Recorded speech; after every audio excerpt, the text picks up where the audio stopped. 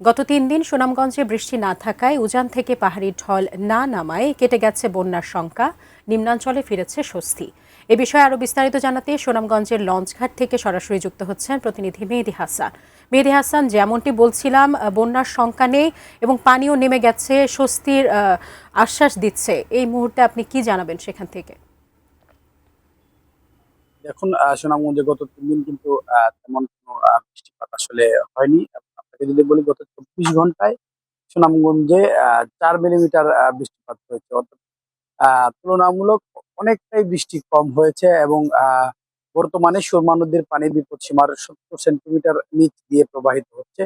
পানি উন্নয়ন বোর্ডের ৩টি স্টেশন রয়েছে: সুনামগঞ্জ, শক্তিয়ারখোলা এবং ছাতক। এই ৩টি পয়েন্টেই কিন্তু বিপদসীমার নিচ দিয়ে পানি প্রবাহিত হচ্ছে, যার ফলে সুনামগঞ্জে বলা যায় যে এখন বন্যার কোনো সংখ্যা নেই। কিছু কিছু নিম্নাঞ্চল কিছুদিন আগে পাহাড়ি ঢলের কারণে প্লাবিত ছিল, সেই নিম্নাঞ্চলেও কিন্তু পানি নেমে গেছে। আপনাকে যদি একটু আমি দেখাই, আমি এই মুহূর্তে আছি সুরমা নদীর পাড়ে।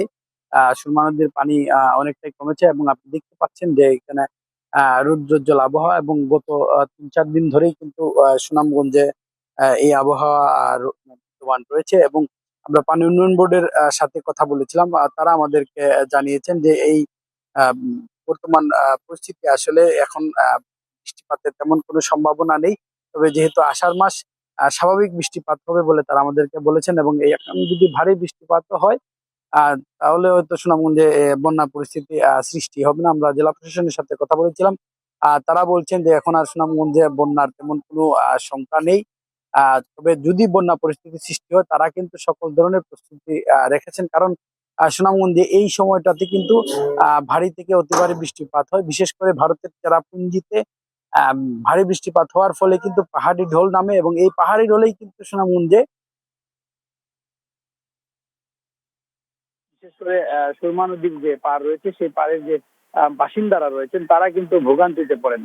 এবং এখন কিন্তু এই সংখ্যাটি নেই, নিম্নাঞ্চলে সেই সংখ্যা নেই, তারা স্বস্তিতে রয়েছেন। সব মিলিয়ে আসলে যদি বলি, সুনামগঞ্জে এখন আর বন্যার তেমন কোনো সংখ্যা নেই।